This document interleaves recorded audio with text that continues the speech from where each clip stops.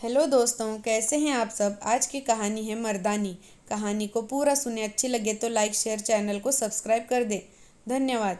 अरे उसे कोसने से क्या फ़ायदा, सब इसी की वजह से तो हो रहा है। अगर 24 साल पहले ही इसने हमारी बात मान ली होती तो आज ये दिन न देखना पड़ता। मन तो करता है इसे जिंदा ज़मीन में गाड़ दे। इसकी ज़िद की वजह से हमारी पुरखों की बनी बनाई इज्जत मिट्टी में मिल गई। कैसे मान लेती अम्मा उस बार आपकी बात को। अपने अंदर पल रही उस नन्ही सी जान की पुकार को कैसे दबा देती। उस दर्द से और नहीं गुजरना चाहती जिससे पहले 4 बार गुजर चुकी थी। सुभद्रा जी ने कहा। सुभद्रा जी एक बहुत ही संपन्न ठाकुर परिवार की बहू है।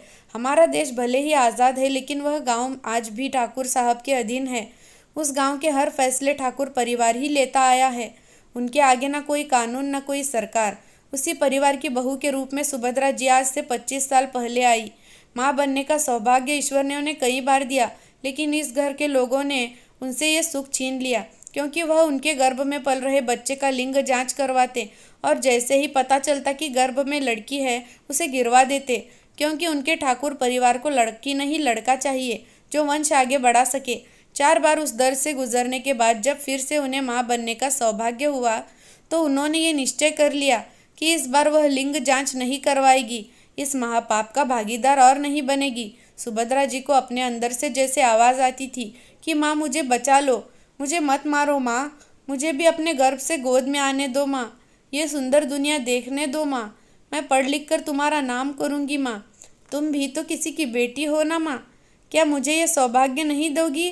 मैं तुमसे कुछ नहीं मांगूंगी माँ, बस थोड़ा सा प्यार दे देना, बदले में मैं पूरी दुनिया जीत कर तुम्हारे कदमों में रख दूंगी माँ। सुभद्रा जी ने अपने अंदर की आवाज़ को दबा नहीं सकी, लेकिन कहती भी तो किससे। उनके पति रुद्र जी भी यही सोच रखते थे कि बेटी नहीं बेटा चाहिए जो उनका वंश और उनकी परंपरा आगे बढ़ा सके, और रुद्र जी अपनी माँ का विरोध नहीं कर सकते थे, चाहे वो फैसला गलत ही क्यों न हो।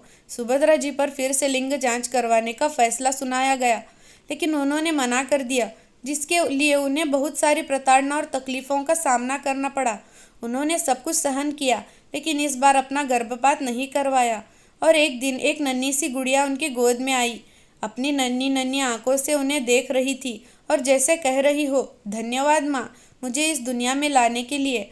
आपने अपना वादा पूरा किया माँ, अब मेरी बारी है, मैं भी अपना वादा पूरा करूँगी। सुभद्रा जी को एहसास था कि बच्ची को जन्म देने में जितनी प्रताड़ना और तकलीफ़ों का सामना करना पड़ा, उससे कहीं ज़्यादा उसके पालन पोषण में होगी उन्हें, और हुआ भी वही।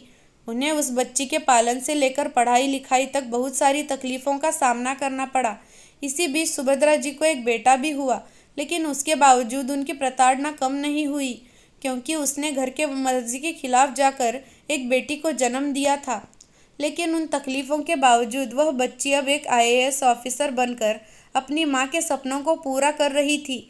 आज वो बेटी घर आ रही थी अपनी माँ से मिलने, और साथ में उसे भी लेके आ रही थी जिससे वो शादी करना चाहती थी, क्योंकि बिना अपनी माँ के आशीर्वाद के वो कैसे नया जीवन शुरू करती। सुभद्रा जी ने यही बात आज घर में बता दी, जिसकी वजह से ये हंगामा शुरू हो गया। पिता और दादी को तो हमेशा से उससे दिक्कत रही, लेकिन छोटा भाई भी आज उसके खिलाफ था। इसमें उसका दोष नहीं, उसकी परवरिश ही ऐसी की कि जिसका परिणाम यही होना था। आज वो अपनी माँ पर भी हाथ उठाने में शर्म नहीं महसूस कर रहा था। सुभद्रा जी के पति रुद्र जी आज गुस्से में उन्हें मार ही डालना चाहते थे। सुभद्रा जी को अपनी बात कहता देख आज रुद्र जी गुस्से से कांप उठे और बोले, तुम्हारी इतनी हिम्मत बढ़ गई कि तुम माँ को जवाब दो। तुम्हारी बेटी ने उस नीच जाति से विवाह कर हम समाज में हमें कहीं मुंह दिखाने लायक नहीं छोड़ा। तुम हो कौन हमें ज्ञान देने वाली। मर्दानी है वो।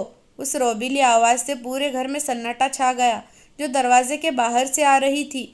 दरवाजे से अंदर आती उस महिला अफसर को देख एक बार सबके रोंगटे खड़े हो गए। प्रणाम माँ।